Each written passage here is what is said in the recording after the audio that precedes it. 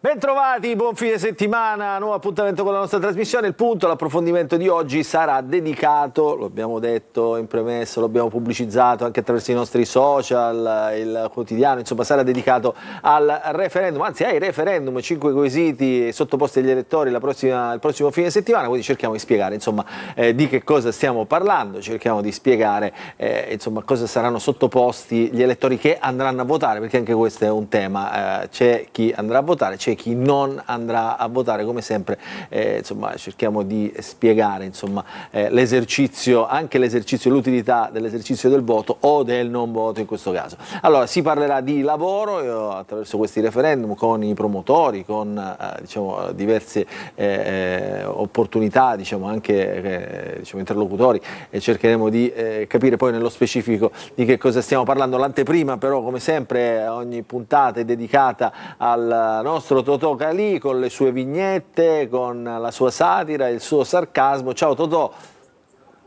Eccomi, buongiorno. Buongiorno caro, tutto bene? Oggi referendum, caro Totò. Ogni volta a me Oggi solo referendum. Solo referendum, ogni volta questa cosa del referendum a me, ogni volta che c'è un referendum, insomma, sembra veramente molto istituzionale, no? come racconto, è una cosa seria, no? Il referendum, proprio il voto. È la voce del popolo, no? Dovrebbe essere. Dovrebbe essere. Svilita o no nel tempo, secondo te? Io credo che sia poco pubblicizzata dai politici e quindi la gente la prende un po' sotto gamba questa cosa. E noi siamo qui apposta a spiegarla, allora, anche con le tue vignette, però, lo spiegheremo oggi anche con le tue vignette. Tutte sul referendum. Tutte sul referendum, mamma mia, andiamo a vedere, prima vignetta, eccola qua. Perché allora, i politici perché parlano i politici poco? Parlano poco dei referendum? Perché si vota ma non si elegge nessuno. E quindi non c'è interesse, no? Quindi, Insomma. non c'è un ritorno. Non c'è ritorno, dice chi si... vabbè, insomma, prossima vignetta. Prossima vignetta. Eccola qua. Eccola qua. Allora, referendum abrogativi. Allora, per dire no devi votare sì. Per dire sì devi votare no. È come se al matrimonio ti chiedono: te ne vuoi liberare? No. E allora vi dichiaro marito e moglie. Anche questa confusione è generata dai quesiti spesso, no? Perché tu vuoi cancellare, no? Vuoi abrogare la legge? Sì, no, ecco, quello è il tema. È una cosa che appunto la gente ci impazzisce dietro. Ci impazzisce dietro, per questo bisogna spiegare. Poi, ancora sul referendum. Mai fidarsi del giudizio dei cittadini. Figurati, nel referendum più famoso della storia hanno liberato Barabba. Quindi, insomma, il referendum dei referendum quello era. Però quello non era l'ultimo invece era proprio un referendum, quello là, non era proprio, non c'era sì o no. No, insomma, così l'abbiamo semplificata, vabbè. Ultima. L'ultima riguarda le astensioni in generale delle persone che insomma non vanno a votare. Quindi vuoto ideologico, cioè nel senso che la gente non ci crede più, non crede più alle elezioni, come non crede ai referendum, e quindi urna vuota. Ma quello chi è là sopra? Me lo spieghi? È uno che si butta con la corda. Con la corda e la pietra al collo. La pietra al collo e precipita dentro l'urna. Perché praticamente non esercitando il voto è chiaro che viene meno il pensiero del popolo, no? Ho capito, comunque è sempre drammatico spiegare la satira, quindi non lo facciamo neanche noi, perché insomma o la cogli così com'è, sì. No? Giusto? Va bene, Totò, allora, io non ti chiedo se vai a votare o se non vai a votare, questi sono fatti tuoi, insomma. Sì, vado a votare. Non lo puoi dire, non lo so, perché sennò ci vuole qualcuno che poi dice io non vado a votare, cioè deve essere, che siamo in par condicio, quindi insomma non possiamo dirlo. Ma perché è un referendum, non è una cosa... ci sono le leggi, è tutto, come dire, incasellato nelle regole, come giusto che sia. Va bene, Totò, grazie per essere stato con noi anche questa settimana. Grazie a voi, buona continuazione. Grazie, ciao Totò. Allora facciamo così, ci fermiamo, mandiamo la sigla e poi cominciamo il nostro dibattito sul referendum, anzi sui 5 referendum sul lavoro. Prima di tutto cercheremo di spiegare che cosa si andrà a votare. Sigla.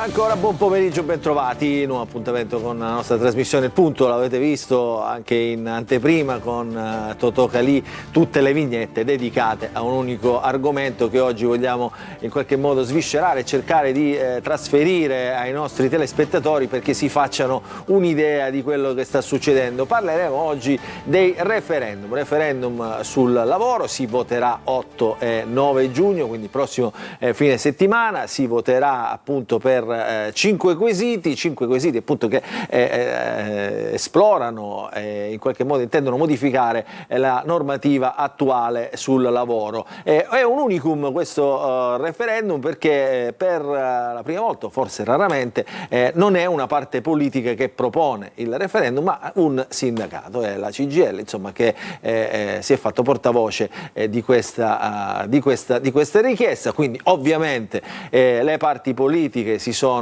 stanno esprimendo proprio in questi giorni, in queste settimane, con confronti, dibattiti. Ovviamente c'è una parte per il sì, un'altra parte per il no, c'è chi decide di astenersi e quindi di fatto non votare. Noi, lo dico in premessa, dobbiamo rispettare ovviamente anche quella che è diciamo, la normativa sulla par condicio, quindi insomma oggi vi spiegheremo, cercheremo di trasferirvi diciamo, i contenuti del referendum con 2 proposte fondamentalmente. La proposta del sì, che è rappresentata qui dal segretario regionale della CGIL, che appunto è il sindacato buon pomeriggio e grazie per il gentile invito, che ha proposto appunto il referendum, Alfio Mannino. Buon pomeriggio Mannino.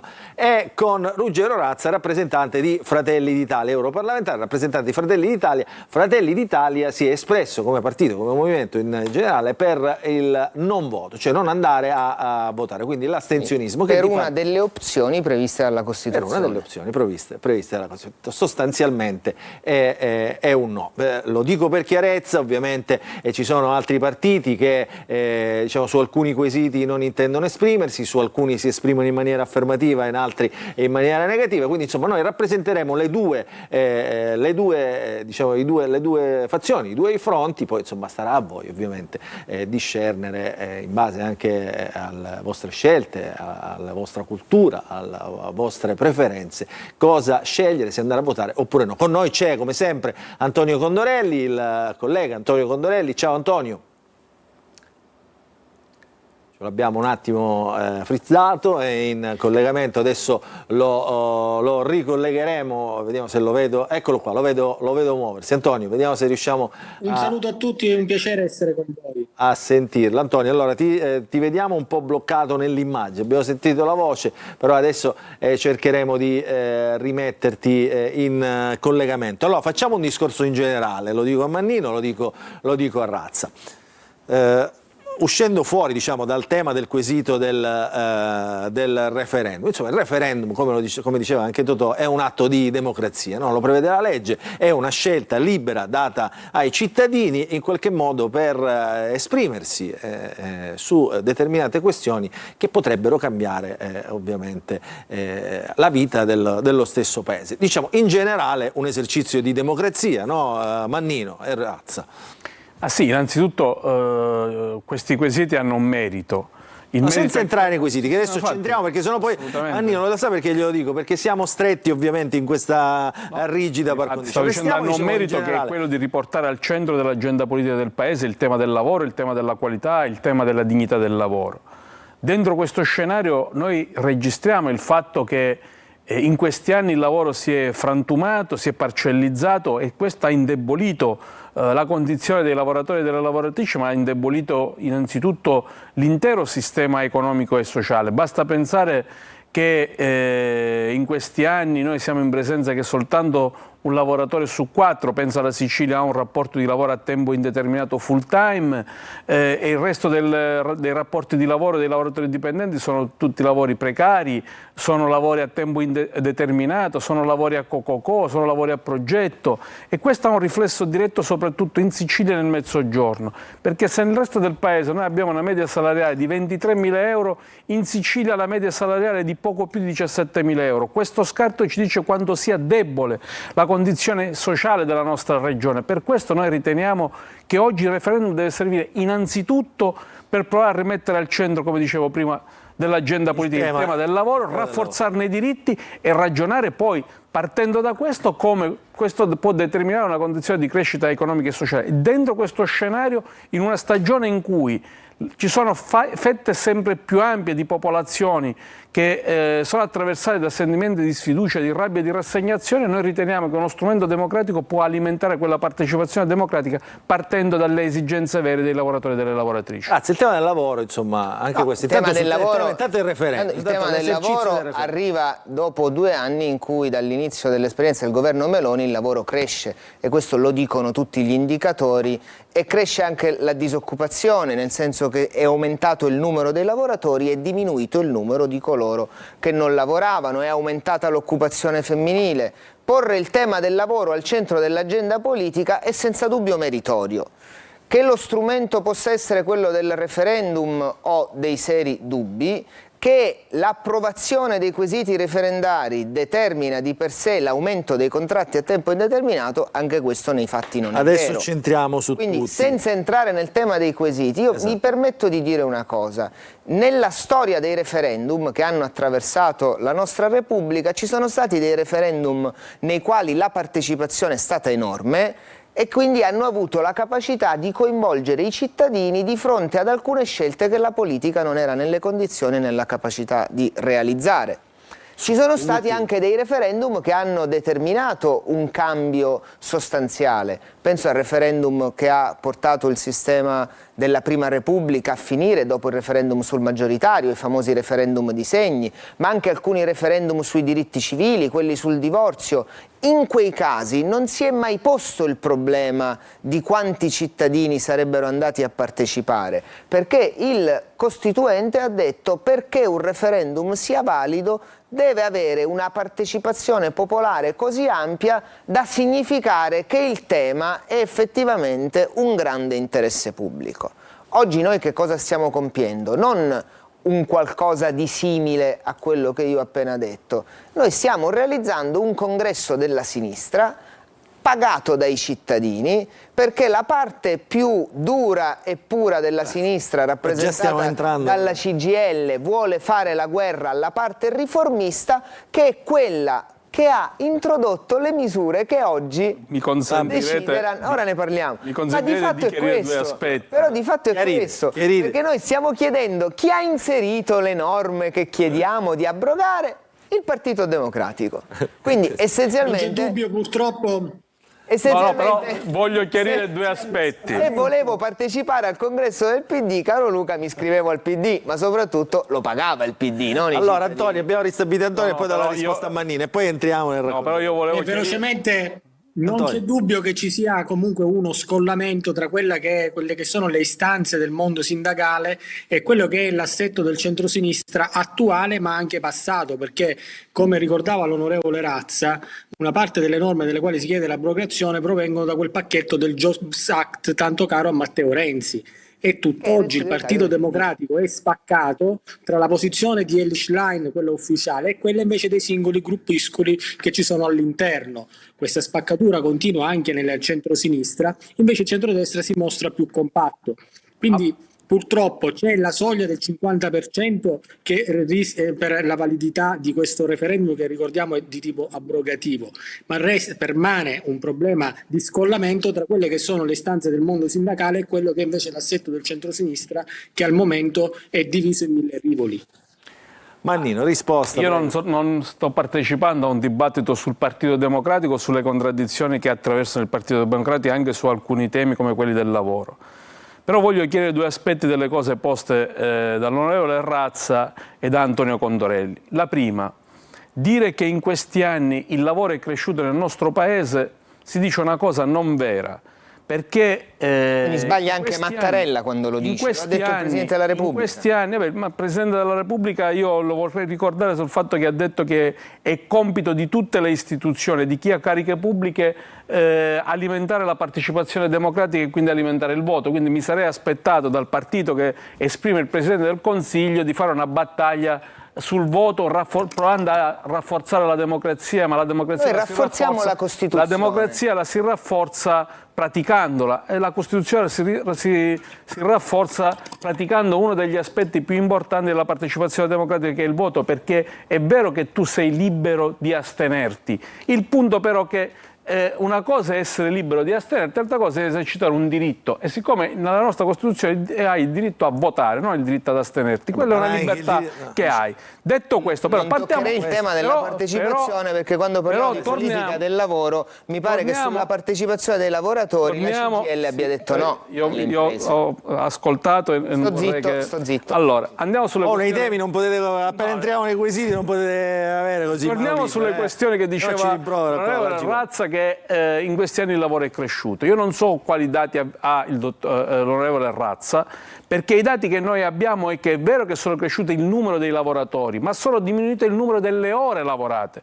Tant'è che non è un caso che nonostante la crescita del numero di occupati non sono aumentati i consumi interni. Evidentemente la ricchezza non è aumentata. Quello che chiamano il cosiddetto lavoro povero. No? Ecco, è aumentato il lavoro povero perché si è ulteriormente frammentato e parcellizzato. Ma c'è un ulteriore aspetto che io vorrei qui ricordare, che buona parte del lavoro che è cresciuto in questi anni, che ha fatto crescere il prodotto interno lordo, soprattutto in Sicilia, soprattutto nel Mezzogiorno, sono per due scelte di politica economica che questo governo ha già cancellato. Voglio ricordare la decontribuzione Sud, che in Sicilia ha cubato qualcosa come 4 miliardi di euro, e quindi sono 4 miliardi di euro su cui le aziende hanno potuto fare investimenti, e che dal 2026 queste risorse non ci saranno. Non è corretto dire che non l'ha cancellato il governo, c'è un problema di trattativa con le istituzioni europee. La seconda misura è il super bonus dell'edilizia, che in Sicilia ha cubato qualcosa come investimenti nell'edilizia privata per 8 miliardi di euro. Che ha determinato 200 miliardi di euro. Che ha determinato una crescita dell'occupazione.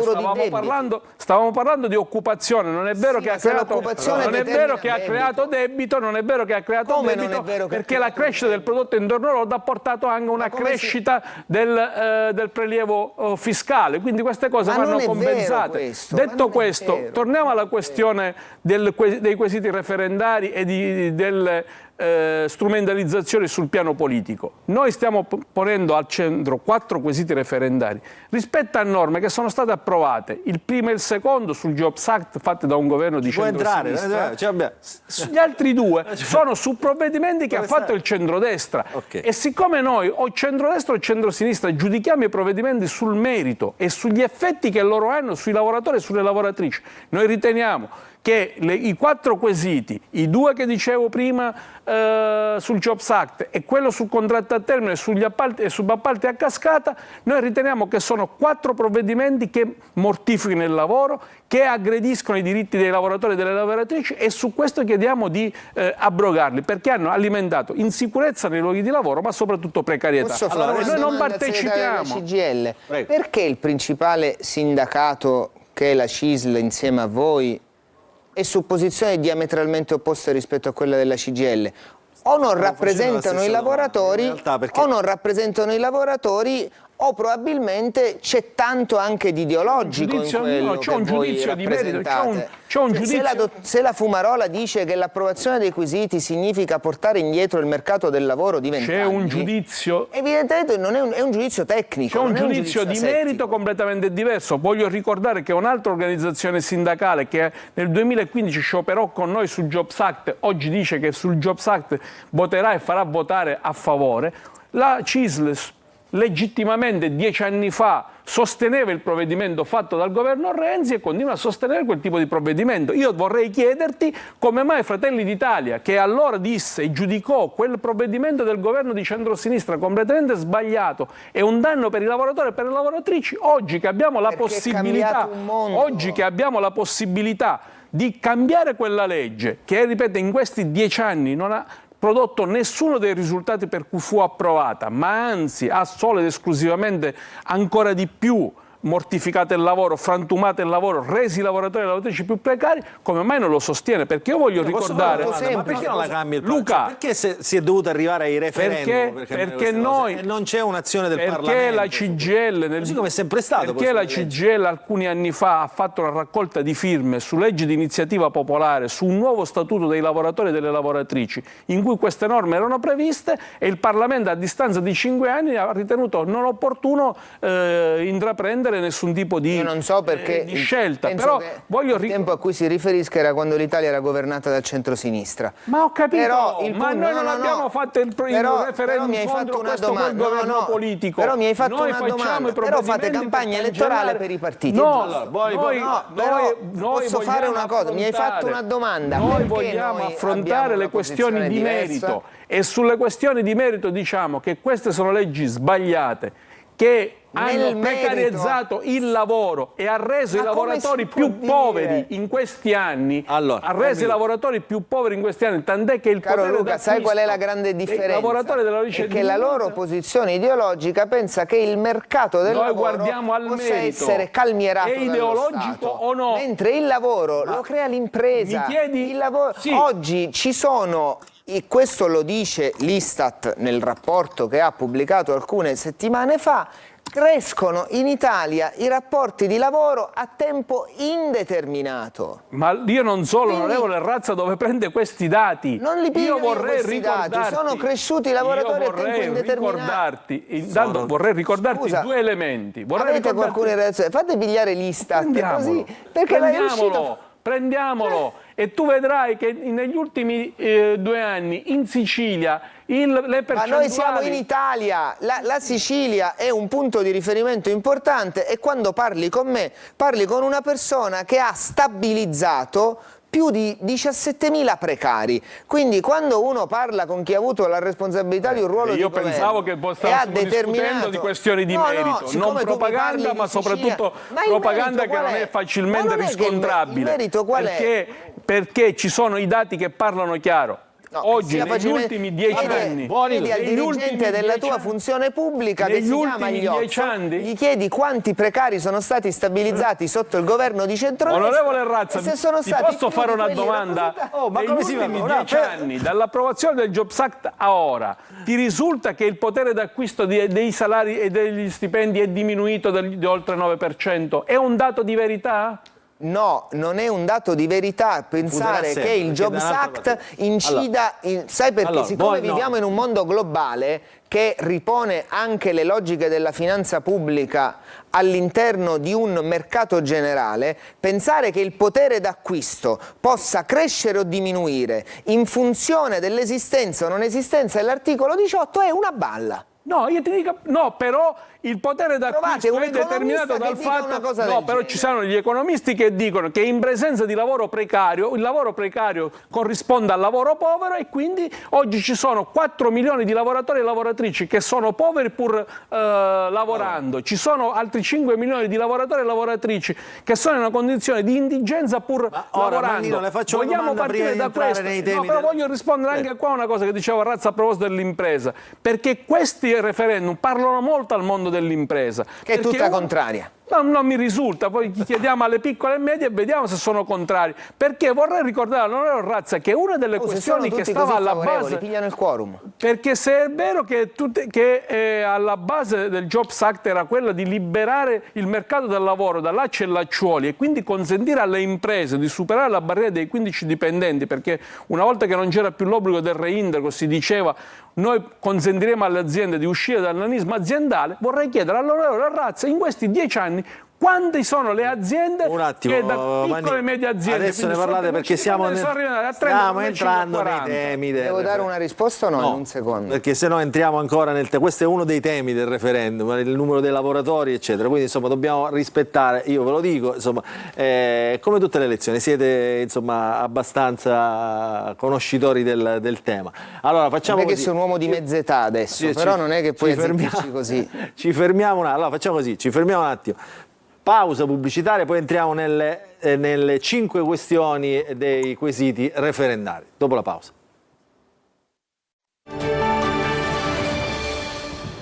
Rientriamo allora nella seconda parte della nostra trasmissione. Adesso cominciamo ad esplorare. Avete visto il dibattito già come sempre si accende diciamo su posizioni diverse. Lo ripeto, oggi parleremo dei 5 quesiti referendari. Adesso entriamo nel vivo di ogni singolo quesito. Come vi ho già detto, la politica in generale non è uniforme ovviamente sulle risposte a ogni singolo quesito. Noi oggi rappresentiamo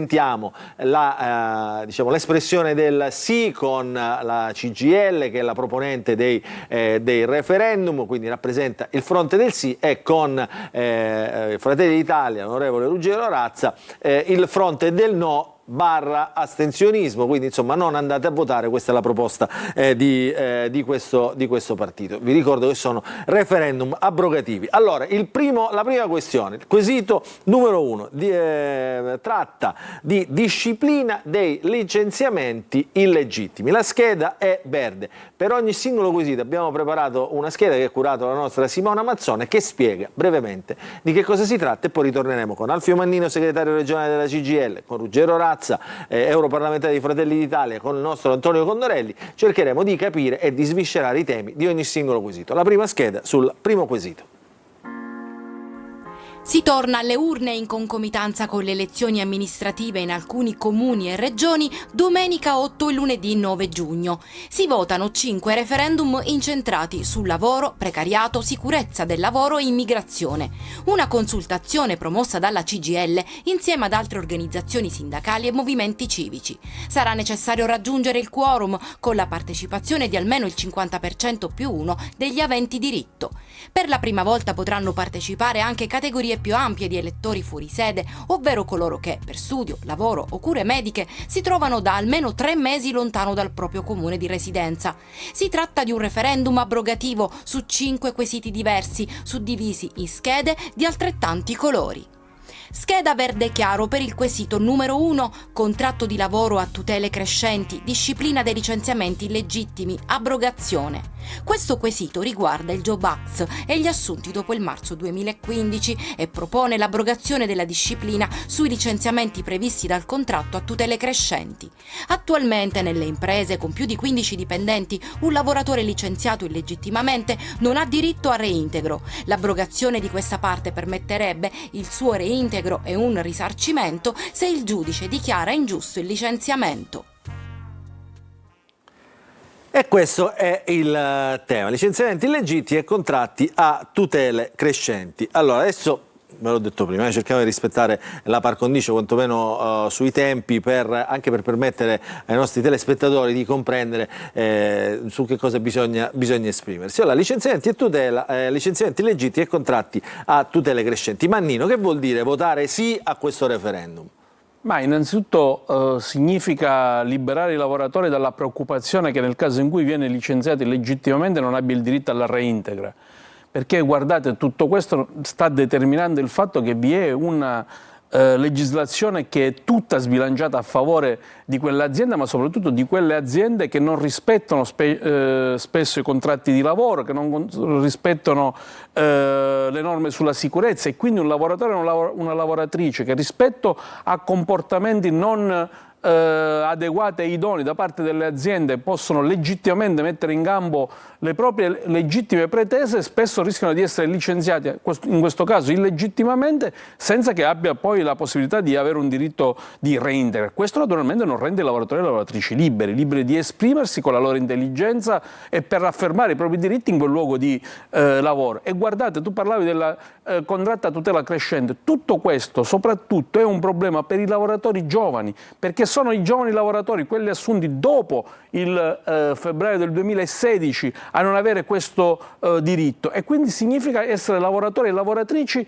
che non solo non hai il pieno diritto e pur lavorando nello stesso luogo di lavoro hai lavoratori che hanno diritti completamente diversi. Io voglio ricordare anche qui che noi abbiamo casi di lavoratori assunti con un contratto a tutela crescente che non ha il diritto alla reintegra, che anche quando sono disponibili a farsi un mutuo e vogliono farsi un mutuo abbiamo delle banche che di fronte a contratti a tutela crescente spesso negano il diritto ad avere un mutuo. Questi sono elementi e fatti concreti che riguardano i lavoratori e le lavoratrici e soprattutto, ripeto, proprio perché questo è un referendum che parla molto ai giovani, sono soprattutto i giovani a vivere questa condizione. Scusi Mannino, ma diciamo, se vincesse il sì, cioè diciamo la vostra proposta, praticamente cosa succederebbe? Si ritorna, diciamo, al sistema precedente a tempo determinato.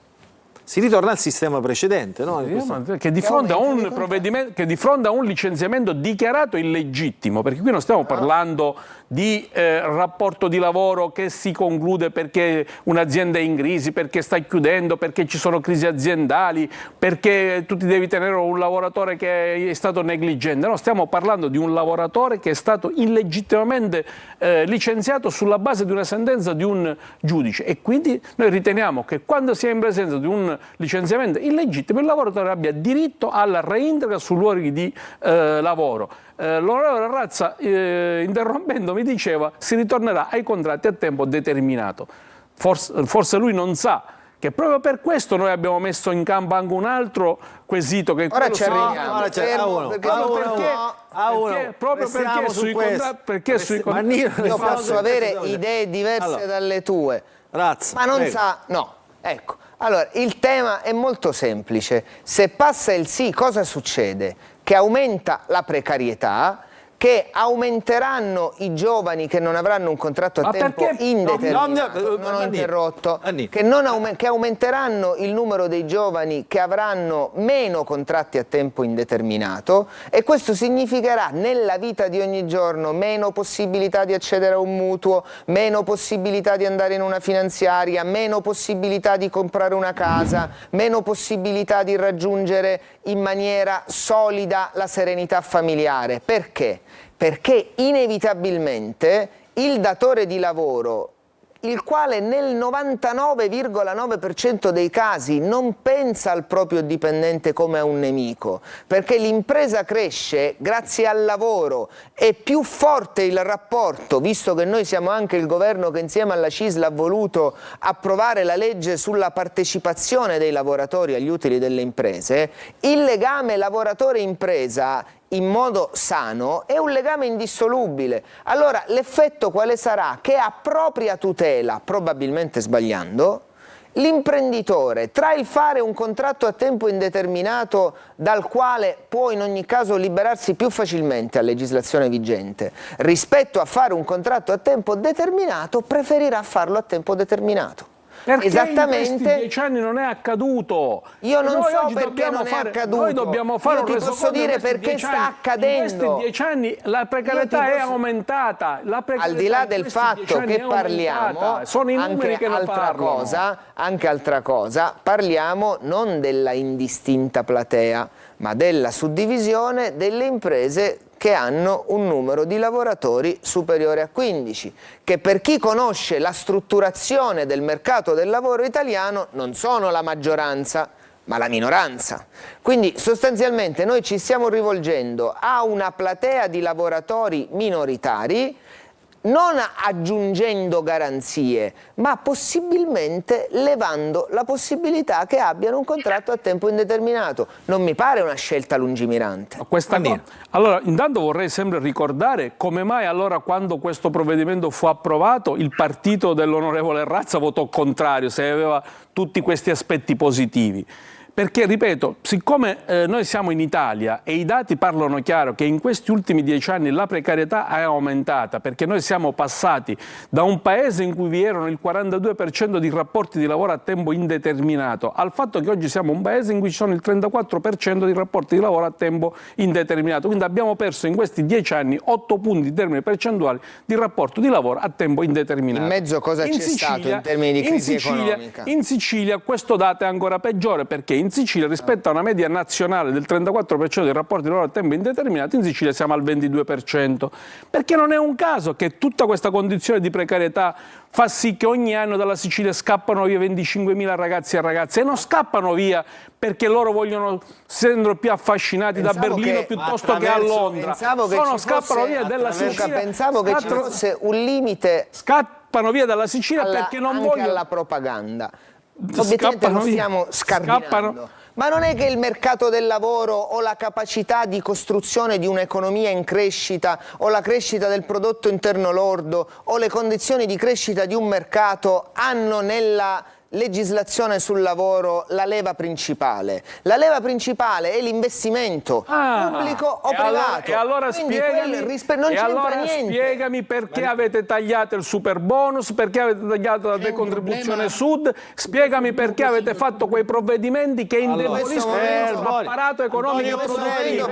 Perché voi non soltanto non intervenite sul mercato del lavoro, non soltanto intervenite sul mercato del lavoro e accettate la condizione del precario. È diventato grillino, difende il super bonus, arriva a delle cose che nemmeno il tuo partito. Il PD non ha nessuna tessera di partito, Mannino, e vota secondo le questioni di merito che gli vengono sottoposte a ogni campagna elettorale. Non la personalizziamo. Questa questione è stiamo parlando dei referendum. Ma io non parlo di Mannino. Antonio Condorelli domanda. La CGIL sia riferimento del PD di Schlein. I flussi elettorali ci dicono. Constatazione e poi domanda. Ci sono lavoratori che votano anche partiti di centrodestra, ti do anche questa informazione. Allora, Anche dirigenti. Breve constatazione e una domanda. Andrea, aumentate il volume di Condorelli perché non si sente stupido. La constatazione breve è questa, che l'abrogazione di questo primo quesito della norma collegata permetterebbe il reintegro del lavoratore illegittimamente licenziato.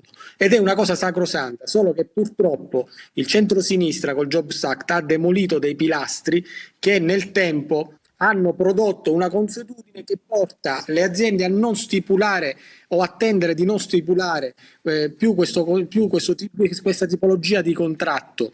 E c'è un problema che oggi compatta la destra e il centrodestra: il fatto che oltre ai quesiti relativi al lavoro, alla sicurezza del lavoro, è stato inserito il quesito sulla cittadinanza dei migranti.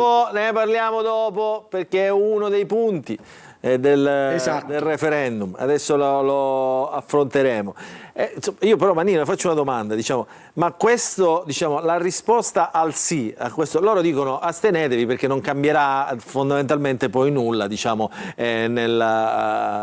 nel risultato finale, cioè insomma, se comunque manca il lavoro bisogna crearlo con altre condizioni, non cambiando una norma. Secondo lei, rispondendo sì a questo primo quesito, cioè i licenziamenti illegittimi, si aiuterà il mercato del lavoro, si aiuterà tutta quella a frenare, a drenare tutto quel flusso di popolazione, soprattutto del sud Italia, che cerca fortuna ormai all'estero, non neanche più al nord Italia. Se tu rendi un lavoro più stabile, il lavoratore è più libero di potersi costruire il suo futuro, e quindi se tu rendi stabile il rapporto di lavoro e sai che dentro quel luogo di lavoro hai tutele, diritti e garanzie, sai anche benissimo che puoi anche immaginare il tuo futuro in maniera più serena. Per questo noi riteniamo, e lo diciamo con uno slogan, vota per liberare il lavoro dalla precarietà, vota per liberare il lavoro dallo sfruttamento. Ma ripeto, perché noi non lo stiamo facendo al di là delle strumentalizzazioni che una parte del ceto politico prova a fare, strumentalizzando la questione, è una battaglia dentro il complesso del campo del centro-sinistra, eccetera, eccetera, eccetera. Noi vorremmo discutere su questioni di merito. Il merito è, in questi 10 anni... Non è che il referendum sia lo strumento per discutere in questioni di merito. Ma guarda che il referendum è stato uno degli strumenti sulla quale si è poggiata la democrazia in questi anni. I grandi dibattiti pubblici in questo Paese li hanno fatti anche a partire dalle questioni referendarie. Voglio dirti una cosa in più. Voglio dirti una cosa in più. Sui diritti civili, sulle cose, sulle singole norme di mercato è più complicato, però è interessante. Può essere più complicato. Può essere che sbaglio io, se sbaglio io avrete il quorum e quindi tutti voteranno per voi. Se tu rimetti al centro dell'agenda politica il tema del lavoro, apri un grande dibattito pubblico in questo Paese sul tema del lavoro. La storia di questo Paese ci dice che quando tu fai crescere i diritti dei lavoratori e delle lavoratrici, cresce anche l'economia di un Paese. Voglio ricordare che la crescita più importante in Italia fu fatta all'indomani dell'approvazione dello Statuto dei lavoratori e delle lavoratrici, e in quegli anni ci fu una crescita del nostro modello economico. Quindi questo significa che a una crescita dei diritti è corrisposta una crescita dell'economia. E voglio ricordare una cosa in più, che alla crescita dei diritti dei lavoratori nei luoghi di lavoro sono cresciuti anche i diritti sociali, perché tu che hai fatto l'assessore alla sanità sai che la più importante legge che garantisce la sanità pubblica in questo nostro Paese fu fatta all'indomani dell'approvazione dello Statuto dei lavoratori. Allora, andiamo al prossimo quesito. Indennità in caso di licenziamento nelle piccole imprese, che sono quelle a cui faceva riferimento l'onorevole Razza. Cioè il nostro tessuto economico è formato in gran parte da piccole e medie imprese, sono pochi ovviamente, sono poche le grandi imprese, quindi che possono dettare poi in realtà anche la linea su questi temi. La scheda è di colore arancione, sentiamo appunto i temi di questa scheda con il servizio di Simona Mazzoni. Scheda arancione per il quesito 2. Piccole imprese, licenziamenti e relativa indennità, abrogazione parziale. Questo quesito chiede che nelle aziende con meno di 16 dipendenti, in caso di licenziamento illegittimo, sia affidata alla magistratura la quantificazione del risarcimento del lavoratore, per cui mira a promuovere il limite all'indennità per i licenziamenti nelle piccole imprese. Oggi, in caso di licenziamento illegittimo, il risarcimento non può superare le 6 mensilità di indennizzo. La sua abrogazione parziale permette a chi perde il lavoro in un'azienda con meno di 16 dipendenti di ricevere un risarcimento più consistente. Insomma, allora, non solo rendiamo il lavoro precario, intasiamo anche i tribunali, che già non ce n'è abbastanza. Questo è il tema. Diciamo, fino ad oggi il lavoratore delle piccole imprese, se viene licenziato, ha diritto a un risarcimento fino a 6 mesi. Dice invece questo quesito, no, scompagina, diciamo, questa norma, dicendo scusa, ma perché? Cioè, ovviamente non perché è un tempo determinato, di solito. In questo caso stiamo parlando di un rapporto di lavoro a tempo indeterminato, illegittimamente licenziato. Oggi al massimo c'è una corresponsione di 6 mensilità. Io non credo che un lavoratore che perde un lavoro, che ha lavorato in un'azienda per 8, 9, 10, 12, 13, 14, 20 anni e che viene licenziato, voglio sempre ricordarlo, illegittimamente, ci può essere una corresponsione soltanto di 6 mensilità. Manino, scusa, sai bene che non è la solo legittimità la stabilisce il giudice, ovviamente. Ma di fatti parliamo in caso di licenziamento illegittimo. Per questo riteniamo che un lavoratore illegittimamente licenziato non può essere in qualche modo barattato per 6 mensilità, perché se li rapportiamo alla media salariale nella nostra regione, voi dite in che realtà, di 1.000 euro, con 5-6.000 euro il lavoratore può essere licenziato e l'azienda diciamo, è libera. Perché nella loro testa è più forte di loro, nella loro testa il padrone è nemico del lavoratore. No, nella nostra testa, nella nostra testa, siccome vedi, a differenza tua, io contratto con le aziende ogni giorno. Se io sono un imprenditore e io faccio l'avvocato, a differenza mia, se io sono un imprenditore e ho un mio lavoratore che lavora con me da 20 anni e sono un piccolo imprenditore di un'impresa inferiore a 16 dipendenti, evidentemente c'è un legame talmente forte nella generalità dei casi tra il datore di lavoro e l'imprenditore che davvero siamo nel caso più di scuola che non reale. In ogni caso oggi esistono gli strumenti giuridici, in più ci sono gli strumenti di cui si fa carico lo Stato, perché non è che il lavoratore che esiste, non esistono forme di reddito integrativo che arrivano dal reddito di indigenza o da altre cose. Da un partito che ha cancellato gli unici strumenti universali di tutela per le persone che sono in una condizione di indigenza, francamente questo mi sembra davvero troppo. Dopodiché, siccome il diritto delle persone a non lavorare, siccome il conduttore ha voluto ricordare, siccome il conduttore, i patronati e la CGIL si dedichino ad altro, siccome il conduttore siccome il conduttore ci ha ricordato che stiamo parlando in presenza di lavoratori ingiustamente licenziati, noi riteniamo che 6 mesi di retribuzione a fronte di un licenziamento che in qualche modo determina davvero anche l'umiliazione del lavoratore e delle lavoratrici, che determina anche una condizione di sofferenza delle persone, ci pare davvero un dato economicamente irrilevante.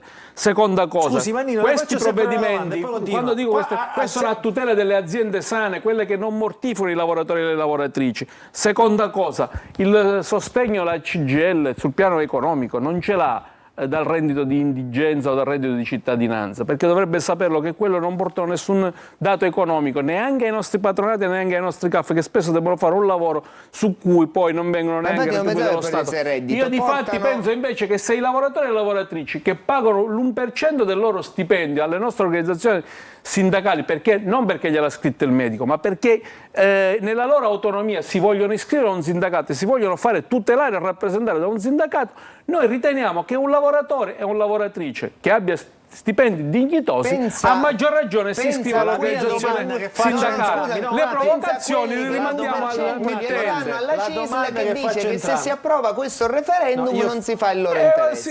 Io la domanda che faccio a entrambi però: nel caso in cui fosse abrogata questa norma, quindi le indennità, i mesi di indennità da rimborsare, cosa succede? A che cosa si torna? Io vorrei che voi foste chiari su questo, cioè a che cosa si torna togliendo questa... Si torna il fatto che un giudice può arrivare sino a 18 mesi di indennità rispetto a un licenziamento illegittimo. Così come era prima. Come era prima. In caso di licenziamento illegittimo tu potevi avere diritto sino a 18 mesi di indennità.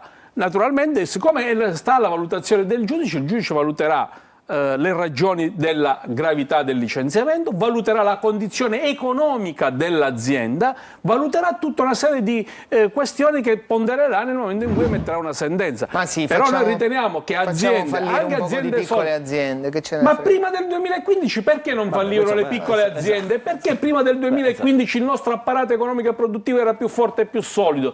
Questo ci dice... Non lo so, perché in questi anni avete governato voi, quindi francamente non lo so. Non so chi ha governato, io so che noi abbiamo fatto scioperi generali con i governi giallo-rossi, con i governi giallo-verdi. 11 anni hanno governato loro. No, io non lo so chi ha governato. Io so soltanto che siccome faccio il segretario generale della CGIL negli ultimi 5 anni e so che in questi 5 anni ho fatto scioperi generali a governi di qualsiasi colore politico. Tra l'altro l'onorevole Razza dovrebbe sapere che prima dell'esperienza del governo Musumeci a cui lui faceva parte, io guidavo una categoria che era quella dei lavoratori dell'agroalimentare e prima del governo Musumeci c'era un governo che aveva un altro colore politico. A quel governo... lì chiamarlo governo è persino eccessivo. Grazie. Restiamo nei temi del referendum. Il presidente Crocetta e assessore Cracolici gli facemmo lo sciopero generale. Non ho avuto il piacere nell'anno in cui è coinciso il governo Musumeci e la guida del sottoscritto per quanto riguarda il settore agroalimentare di fare uno sciopero generale al governo Musumeci. Quindi evidentemente l'onorevole Razza c'è una riabilitazione postuma. No, assolutamente no. Assolutamente no. Io dico che c'è un aspetto che pensavo che nessun governo avesse mai potuto fare rimpiangere il governo Crocetta e il governo Musumeci ci è riuscito. Dopodiché è arrivato, pensavo che non poteva nessuno fare rimpiangere il governo Musumeci e il governo Schifani sta facendo rimpiangere il governo Musumeci. È come dire che noi rimpiangiamo Pagliaro. Siete troppo disciplinati. Io penso che Pagliaro abbia ben guidato la nostra organizzazione, quindi fate bene a rimpiangerlo. Allora, dobbiamo fermarci per una piccola pausa. Poi vorrei che prima di entrare nel terzo quesito, che è quello che riguarda i contratti a termine, quindi la scheda grigia, anche attraverso il segretario della CGIL, l'onorevole Razza, vorrei che deste anche ai nostri telespettatori insomma, il quadro di come è composto il mondo del lavoro, soprattutto nella nostra regione, perché sennò diventa difficile poi capire anche su che ambito ci stiamo muovendo nel rispondere a queste domande. Dopo la pubblicità.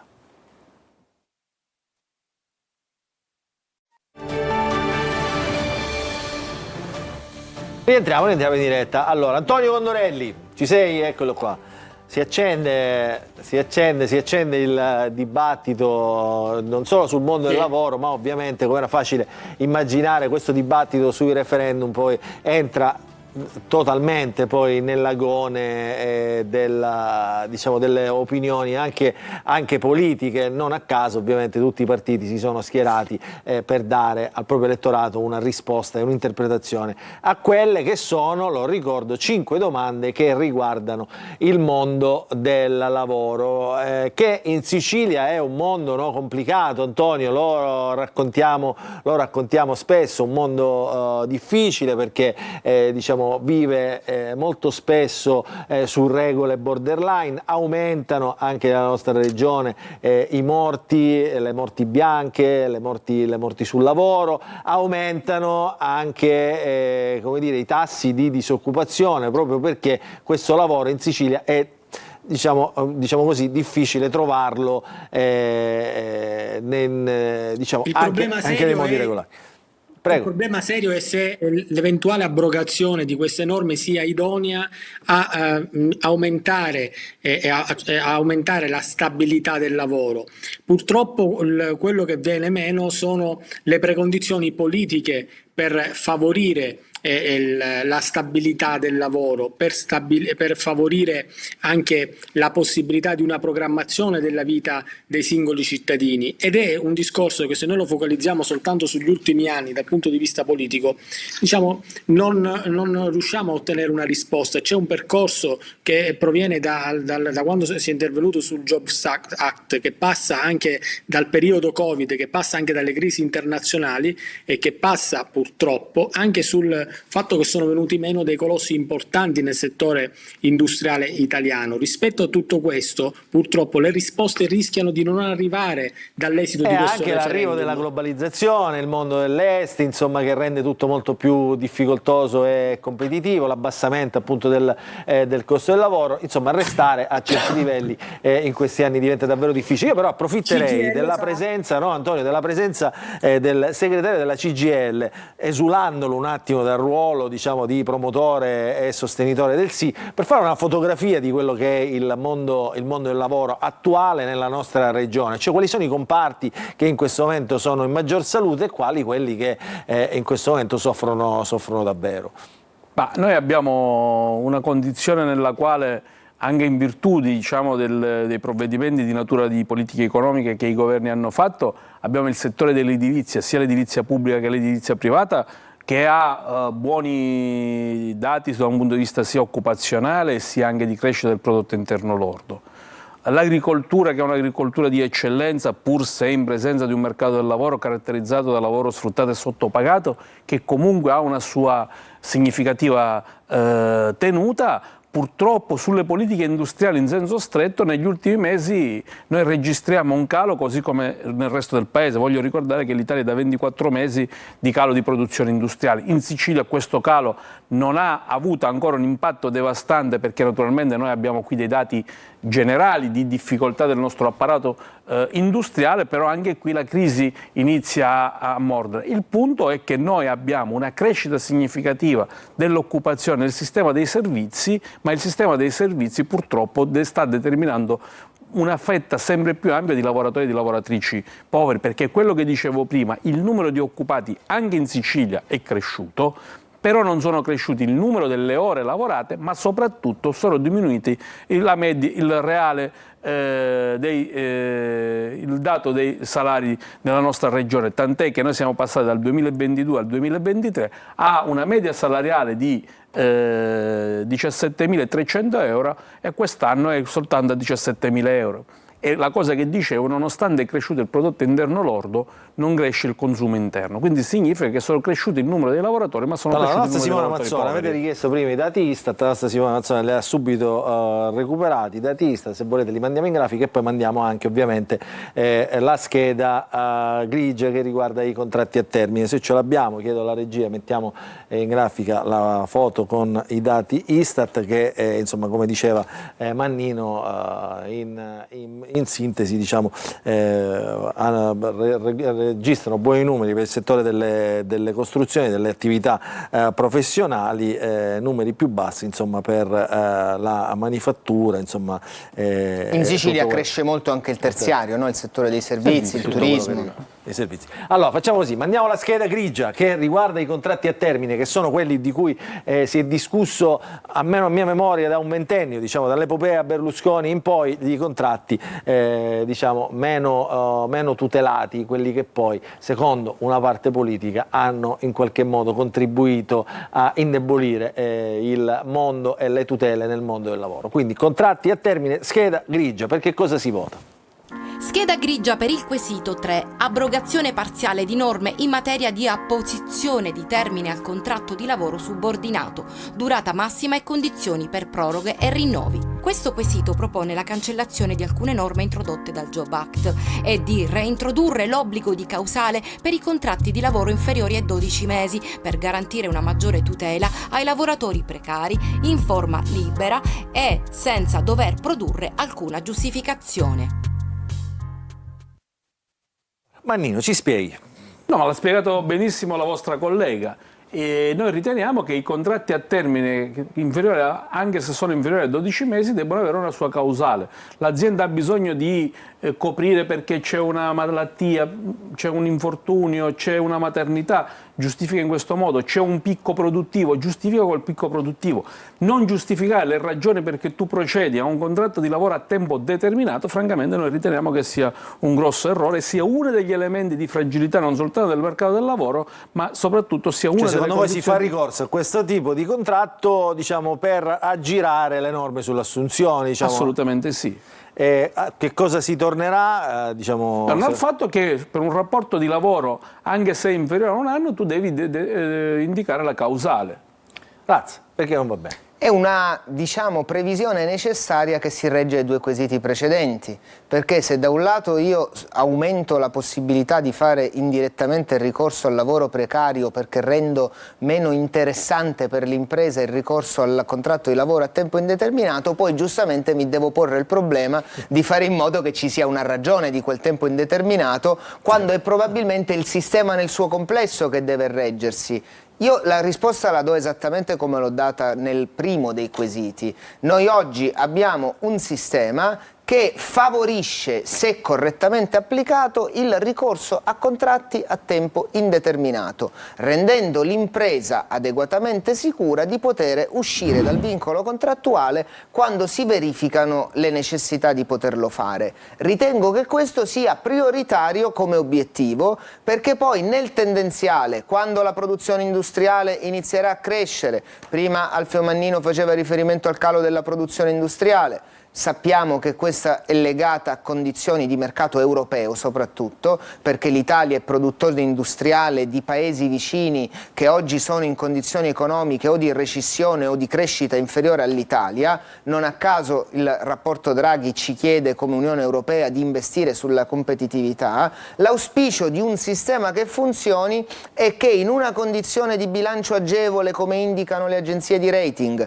e con un'auspicata crescita della produzione industriale, l'obiettivo sia quello non di spiegare perché fare un contratto a tempo determinato, ma di vedere crescere sempre di più in un clima di libertà i contratti a tempo indeterminato. Mannino, le faccio una domanda, non è che diciamo, c'è ancora una visione che è un po' una visione diciamo, arretrata, no? di vedere le aziende in realtà in Italia, i datori di lavoro ancora come quei padroni diciamo, che approfittano dei lavoratori? Non è cambiato diciamo, anche geograficamente, anche culturalmente il clima nel mondo del lavoro? Cioè, diciamo, la domanda che le faccio diciamo, è anche più ampia, che diciamo, travalica il senso anche di questi quesiti. Cioè non c'è bisogno l'una dell'altro, delle due forze? Assolutamente sì, anche perché noi riteniamo che queste norme che noi proponiamo sono norme ed è un modello che va a tutela soprattutto delle aziende sane, va incontro alle esigenze di non avere una concorrenza sleale, perché se tu hai aziende sane, serie, che stanno sul mercato, che rispettano i diritti dei lavoratori e delle lavoratrici, che non ricorrono a licenziamenti illegittimi, che non ricorrono furbescamente a contratti a termine quando invece tu hai la necessità di strutturare un rapporto di lavoro. E naturalmente questo va contro quelle aziende invece che poi sono costrette a subire una concorrenza sleale. Per questo noi riteniamo che invece questo modello che noi immaginiamo, rafforzando i diritti dei lavoratori e delle lavoratrici, vada a tutelare soprattutto le aziende sane. E credetemi, in Sicilia e nel Mezzogiorno noi incontriamo ogni giorno aziende che ci dicono che i veri problemi è il fatto che loro si misurano in un mercato del lavoro caratterizzato da aziende che fanno concorrenza sleale. Però la domanda che le faccio è, siccome questo è un referendum abrogativo... Però la maggiore concorrenza sleale sul mercato del lavoro arriva dalle aziende extra UE. Dobbiamo dirle le cose come stanno. Che ovviamente non rientra in questa legislazione. Che non rientrano in questa categoria. No, ma un'altra domanda che faccio, diciamo, a voi promotori, diciamo, questo è un referendum abrogativo, quindi significa che, diciamo, che bisogna raggiungere il quorum, quindi almeno il 50% più uno, si rechi, degli aventi diritto si rechi alle urne. Ma se lei, come ha detto, diciamo, c'è un mondo del lavoro che per la maggior parte è un mondo del lavoro sano, dove c'è un rapporto sano tra datore di lavoro e lavoratore, diciamo, perché questa maggior parte di mondo sano dovrebbe recarsi alle urne per sostenere le vostre ragioni? Nel caso in cui magari poi anche appunto loro... perché in questi anni poi ci sono stati fenomeni di ingiustizia e, come dicevo, ci sono persone che non possono accettare, appunto, come dicevo prima, il tema della concorrenza sleale. E io voglio ricordare oggi che noi oggi siamo in presenza del fatto che negli ultimi 10 anni ci sono stati 3 milioni di contratti di lavoro a tempo indeterminato con le tutele crescenti. Noi abbiamo 3 milioni di persone che sono in una condizione di minore tutela rispetto ai propri colleghi nello stesso luogo di lavoro. Sono 2 milioni i lavoratori che debbono subire ogni anno un contratto a termine senza le giuste causalità. E ripeto, tutto questo indebolisce complessivamente l'intero sistema. Dentro questo scenario, io però voglio... 2-5, se ognuno porta a votare 3 persone c'è il quorum. Sì, l'onorevole Razza dovrebbe sapere che non la CGIL, fa la sua parte, ma la fronte del no, ma l'Agcom ha dichiarato che la RAI dedica soltanto lo 0,98% della sua informazione, non dell'intero palinsesto, della sua informazione per informare sui quesiti referendari. Perché dedica troppo al PD. Perché dovrebbe sottrarre. Non ci casca nella provocazione, fa il sindacalista, io preferirei che magari in questo momento sottragga del tempo al Partito Democratico e lo dedichi più al referendum, e credo che anche i dirigenti di quel partito farebbero bene. Bene, quindi io... E perché un congresso la stiamo raccontando, no, non lo so, io non so, vedo che lei è più informato di me, che in questo momento il Partito Democratico è in una fase congressuale. Io, siccome faccio campagne referendarie, non posso seguire le dinamiche dentro un partito politico. Non è facile, perché poi devo dire davvero, questa storia del mondo del lavoro è... Prego Antonio, diciamo, il tema del mondo del lavoro non è facile scioglierla, perché oggi la CGIL sta portando avanti delle istanze che purtroppo non trovano contraltare nel mondo politico, soprattutto quello di riferimento che dovrebbe essere quello del centro-sinistra. Sì. A questo si aggiunge anche un ulteriore problema, che i primi a boicottare questo referendum sono anche esponenti del centrosinistra, eccetto AVS. Non vediamo sulle piazze, non vediamo neanche sui social, non vediamo comunicati stampa. Boicottare è un termine che non possiamo usare, diciamo, scelgono di dare o non dare spazio a... Luca, posso dire una cosa, perché Antonio Condorelli, da giornalista acuto, ha toccato un punto. Perché guardate, noi, come dicevo prima, c'è un merito dei singoli quesiti referendari, ma una delle questioni sul piano dell'orizzonte che noi ci poniamo come organizzazione sindacale è quello di far crescere nel Paese una cultura politica che parta dal lavoro, dalla qualità del lavoro e dal contrasto alle diseguaglianze. Una cultura politica che purtroppo in questi anni non ha avuto una sua rappresentanza né nei partiti di centrosinistra né nei partiti di centrodestra. Perché voglio ricordare che nel 1970, quando fu approvato lo Statuto dei lavoratori, l'intero arco costituzionale, ad esclusione del Movimento Sociale che votò contro e ad esclusione del Partito Comunista che si astenne rispetto allo Statuto dei lavoratori, tutti gli altri partiti, la Democrazia Cristiana, ma addirittura anche il Partito Liberale, il Partito Repubblicano, ritenevano che in questo Paese bisognava rafforzare i diritti dei lavoratori e delle lavoratrici. E perché avete Questo votato... significa che quella cultura politica, che in quella stagione politica vi era una cultura politica prevalente che metteva al centro il tema del lavoro. Però posso sapere una cosa, parole l'ha detto, cioè è cambiato un mondo, cioè nel senso oggi viviamo insomma, in un la mondo maggior parte globalizzato, viviamo in connessioni anche, non c'era il mercato unico. Quando si è approvato lo Statuto dei lavoratori non esisteva per esempio il mercato unico europeo, che oggi ha creato delle forme anche di competizione interna tra i 27 Stati dell'Unione Europea, i quali a loro volta hanno regole di regime di lavoro che sono tra di loro diverse, quindi è un mondo diverso. Però siccome mi piace quello che diceva prima il segretario della CGIL e sono convinto che quando si parla di diritti dei lavoratori bisogna sempre essere dalla parte dei più diritti e non dei meno diritti, non capisco perché la CGIL è stata contraria alla legge sulla partecipazione dei lavoratori agli utili delle imprese. E soprattutto non capisco perché... Che non è questione referendaria. Che non diciamo. è questione referendaria, ma è un diritto dei cittadini lavoratori di partecipare agli utili delle imprese.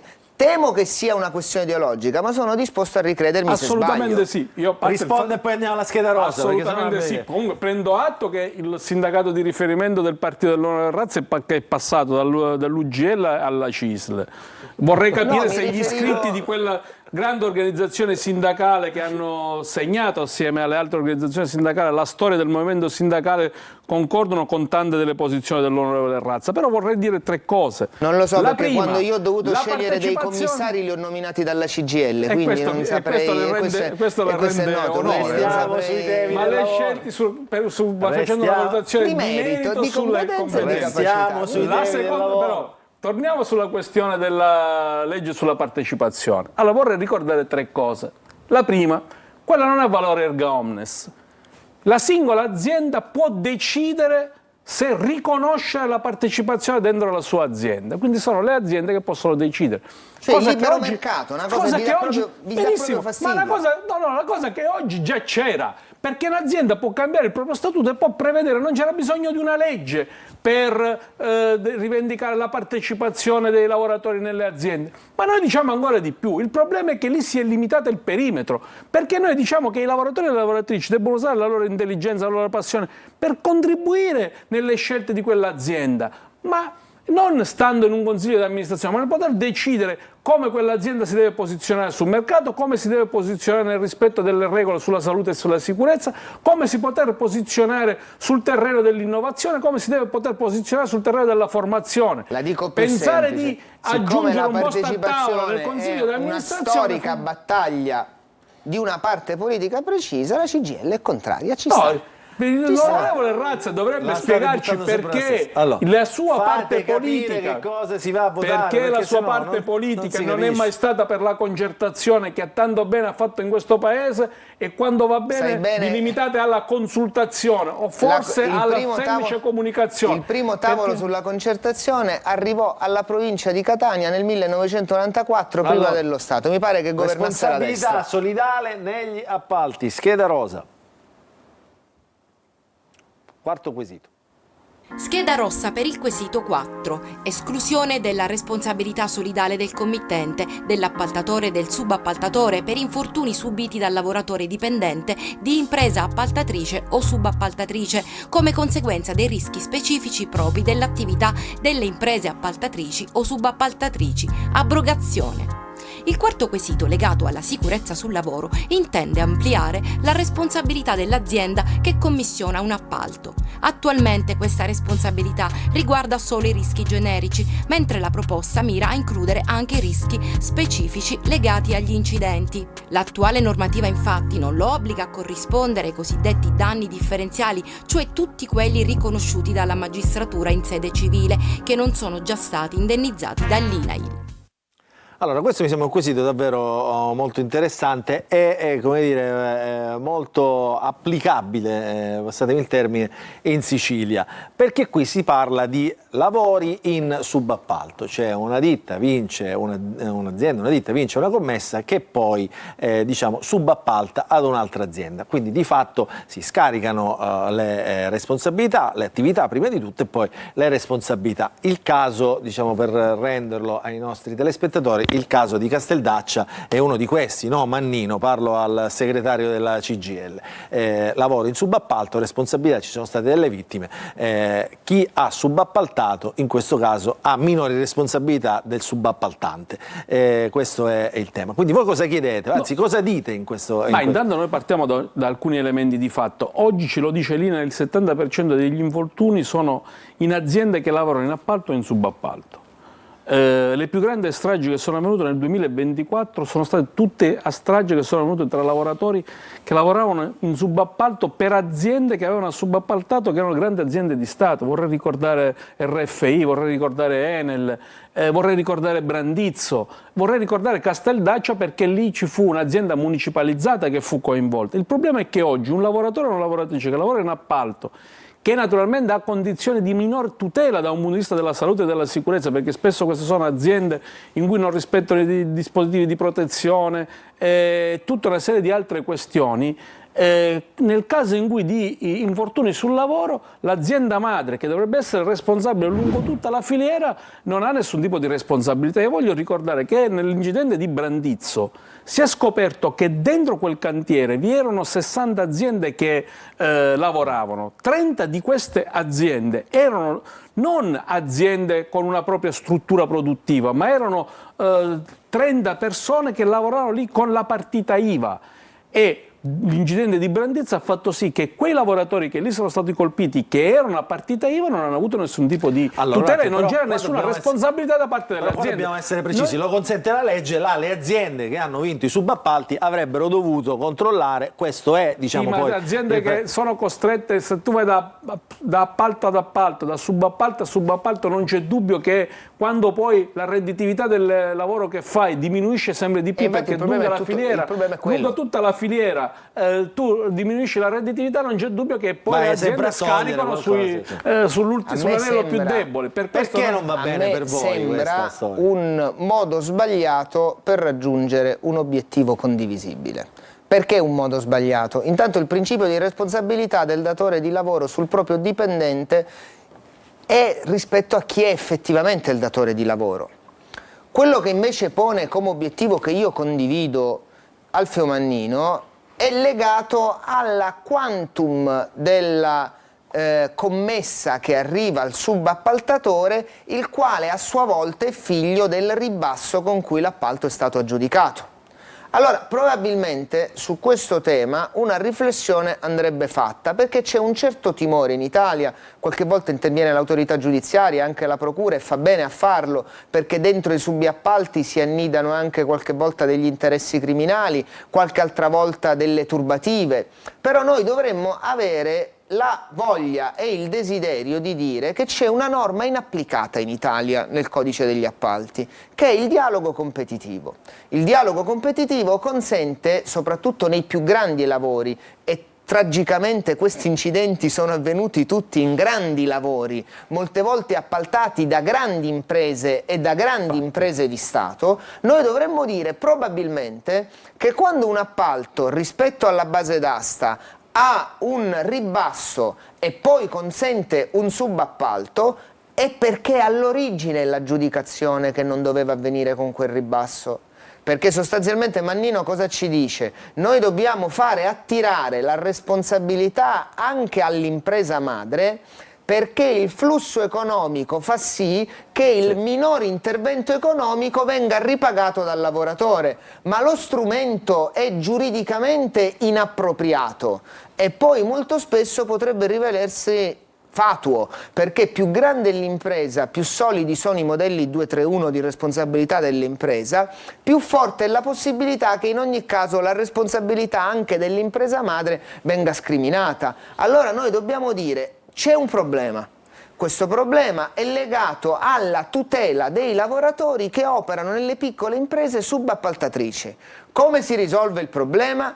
Aumentando i controlli anche dell'ANAC sulla aggiudicazione con offerta anomala e consentendo, anzi su alcuni profili, obbligando le più grandi stazioni di appaltanti pubbliche ad attuare il metodo del dialogo competitivo che, svolgendosi a porte aperte e a buste aperte, fa sì che non si arrivi a dei prezzi che poi strozzano il mercato. Quindi un obiettivo giusto che si raggiunge, ma no, non lo raggiunge l'obiettivo. Sa che noi abbiamo criticato fortemente il codice degli appalti, perché noi riteniamo che parte delle questioni che l'onorevole Razza ha posto noi li sollecitiamo, perché noi riteniamo che dentro la catena degli appalti e dei subappalti... Ma la norma c'è nel codice degli appalti, non viene applicata perché si spaventano.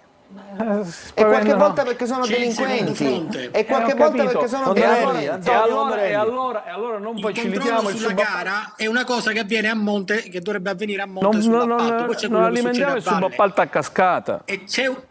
E c'è un problema di controlli durante l'esecuzione dei lavori, se lo scopo è quello della sicurezza dei lavori, perché le norme possono essere anche interessanti. C'è un problema dei controlli e ci sono ancora in attesa di essere sbloccati numerose assunzioni, soprattutto all'ispettorato del lavoro, dove non ci sono ispettori, dove non sono messi in condizione di lavorare, devono attenzionare delle regole burocratiche veramente assurde, folli, su come si devono recarsi sul posto di lavoro, su quante persone devono essere presenti, sul fatto che c'è ancora personale negli ispettorati dei lavori che svolge mansioni non previste dai contratti. Ecco dove dovrebbe intervenire la politica e ovviamente non possiamo. Però diciamo i proponenti dicono in questo caso, Antonio, dice, ma se nel frattempo noi responsabilizziamo chi dà in subappalto questi lavori, non è diciamo un vantaggio per il lavoratore? Giuridicamente sia una cosa forte, vuol dire che tu rispondi per un lavoratore che non è tuo, attuando degli oneri di controllo. Allarghi già le responsabilità che hai anche al tema della sicurezza. Però voglio ricordarti, caro Ruggero, che a proposito, lo dico da penalista, temo che non raggiunga l'obiettivo. Rispetto alle cose che diceva Antonio Condorelli, che è la seconda intervento che fai davvero con grande acume, è la che pone la questione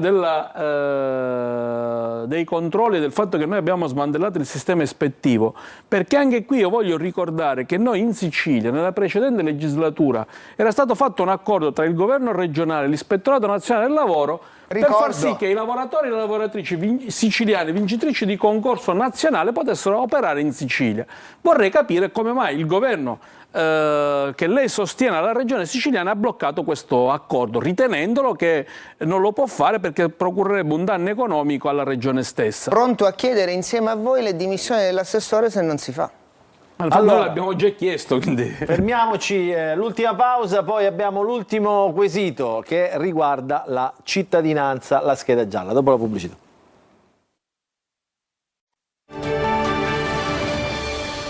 Entriamo all'ultima parte della nostra trasmissione di oggi, ci stiamo occupando dei referendum che si voteranno il prossimo fine settimana, l'8 giugno, lo ricordo, dalle 7 alle 23 e domenica, e poi lunedì 9 giugno dalle 7 alle 15. 5 quesiti proposti dalla CGIL, dei proponenti. Oggi c'è qui con noi. No, chiariamo, noi ne proponiamo 4. Il quinto non è proposto dalla CGIL, la CGIL lo sta sostenendo, ma non è stato proposto dalla CGIL. Ottima precisazione, Mannino. Allora, quelli del mondo del lavoro, insomma, quelli che riguardano il mondo del lavoro proposti dalla CGIL, poi c'è il quinto che analizzeremo adesso, che riguarda la cittadinanza. Sentiamo di che cosa si tratta con la scheda che ha curato Simona Mazzoni. Scheda gialla per il quesito 5, cittadinanza italiana, dimezzamento da 10 a 5 anni dei tempi di residenza legale in Italia dello straniero maggiorenne extracomunitario per la richiesta di concessione della cittadinanza italiana.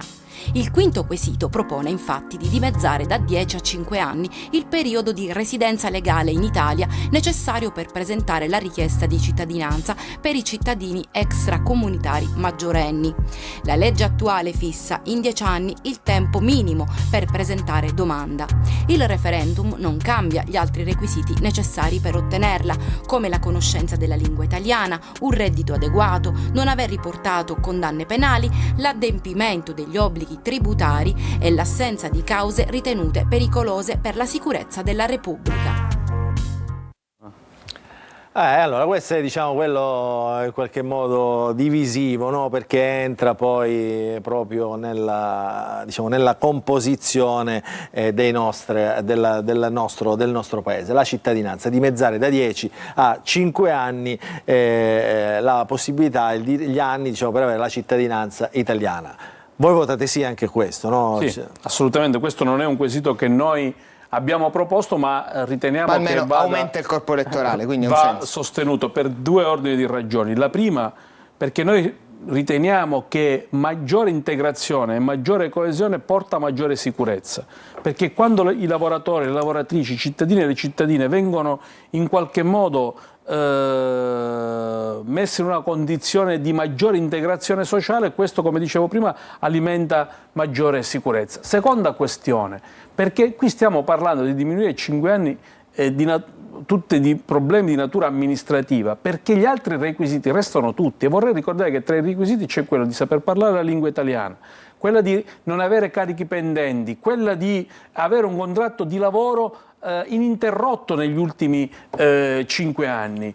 E quindi stiamo parlando di lavoratori e lavoratrici che magari spesso sono nati in Italia, che sono cresciuti in Italia, che hanno studiato in Italia e che poi, raggiunta la maggiore età, hanno un rapporto di lavoro per oltre 5 anni e che quindi possono avere il diritto a potersi sentire cittadini italiani. E io voglio ricordare che anche qui bisogna cercare di non essere, di non avere una visione manichea.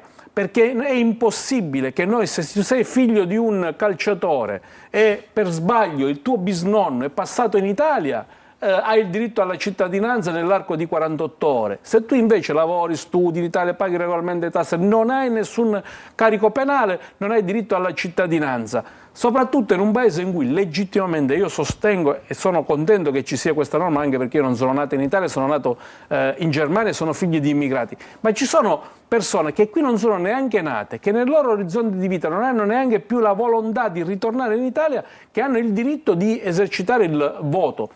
Oggi ci sono 5.800.000 italiani sparsi per il mondo, la metà della quale non nati in Italia e la metà della quale che non penserà mai di ritornare in Italia, che hanno il diritto al voto. Non capisco perché questo stesso diritto invece non deve essere riconosciuto a chi paga le tasse, lavora le tasse, contribuisce a mantenere il sistema economico, ma soprattutto contribuisce a mantenere anche in equilibrio il nostro sistema previdenziale. È il più politico dei quesiti referendari. Ma vedi, intanto partiamo anche qui da un dato. In Italia ogni anno vengono date più cittadinanze di tutti gli altri paesi dell'Unione Europea. Quindi l'idea che la legislazione attuale non consenta di poter diventare cittadino italiano non corrisponde al vero.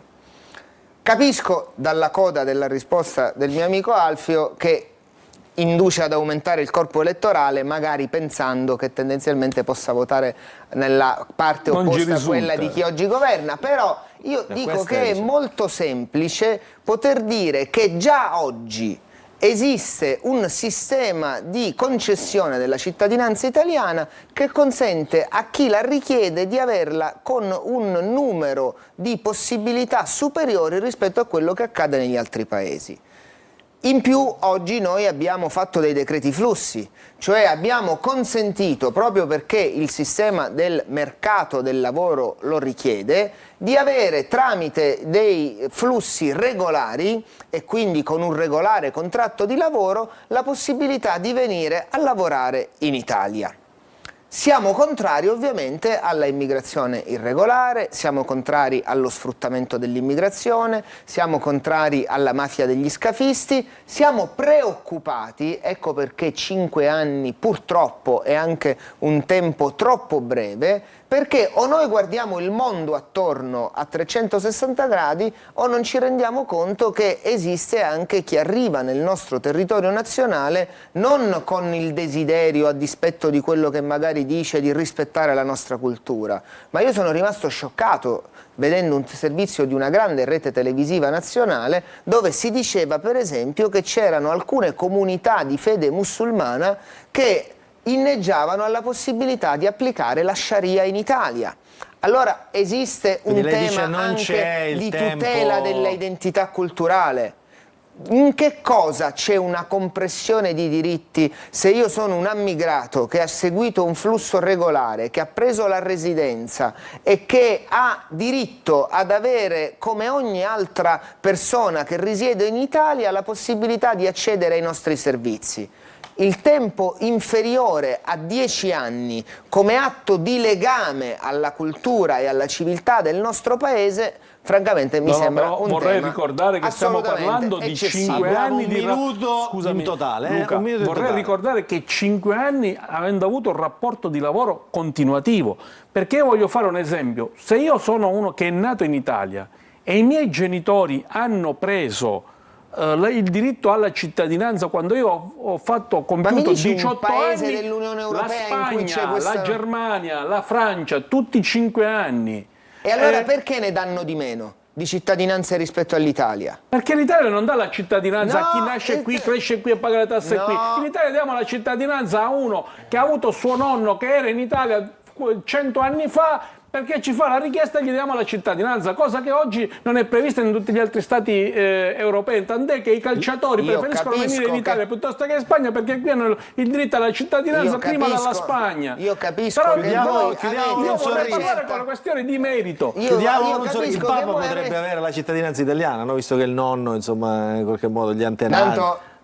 Ma il Papa potrebbe avere cittadinanza il italiana. Papa, in quanto capo dello Stato sovrano di Città del Vaticano, ha quella cittadinanza, e direi, lo dico anche da cattolico praticante, lasciamo il Papa al di fuori del dibattito. Assolutamente, non sono d'accordo con l'onorevole Razza. Allora, anche perché su questo tema si è espressa anche la Chiesa, no? La Chiesa è a sostegno dei quesiti referendari. Dire la Chiesa a sostegno dei quesiti referendari non è vero. La CEI. Due organizzazioni. La CEI. Anche perché in un paese cattolico pensare che la Chiesa sia minoranza, visto che io azzardo la possibilità che i quesiti non raggiungano Io il mi quorum. limito a leggere gli atti ufficiali della CEI, che sul quesito sulla cittadinanza sono a favore. Non so se sono più credibile io, e penso di esserlo, quando parlo Assolutamente della no. CISL o tu quando parli della CEI. Io Allora, leggo gli Antonio. atti della CEI. La CEI ha dichiarato che era a favore sia del quesito sulla cittadinanza e penso un po' era d'accordo anche sul quesito sull'autonomia differenziata che è stato passato. Santo conclave, come ci poteva finire?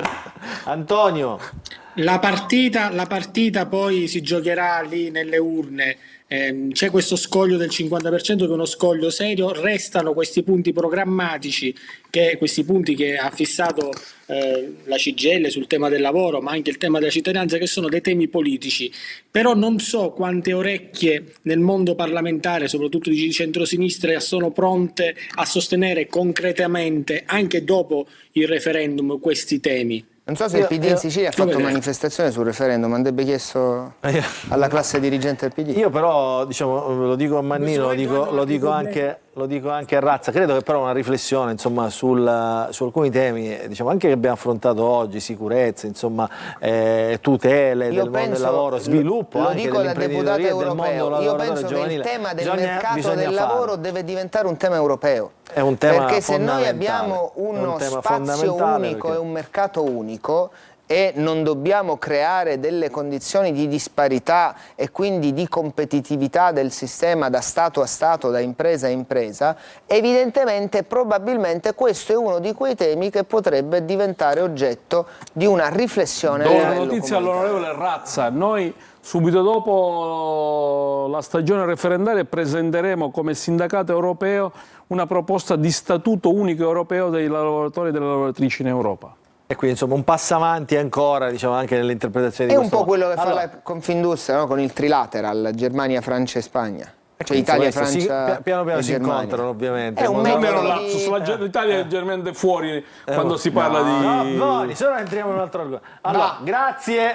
Tutto il mondo grazie. la pensa in un altro modo. Grazie Alfio Mannino, Grazie segretario a voi per il regionale gentile invito. della CGIL, grazie a Ruggero Razza, europarlamentare di Fratelli d'Italia, grazie al nostro Antonio Condorelli. Vi ricordo, abbiamo affrontato il tema dei referendum in questa lunga puntata del Punto. Si voterà l'8 giugno dalle 7 alle 23 e domenica, e poi lunedì 9 giugno dalle 7 alle 15 per i 5 referendum, 4 sul mondo del lavoro, uno diciamo che affronta il tema della cittadinanza italiana. Grazie per averci seguito, buon fine settimana a tutti.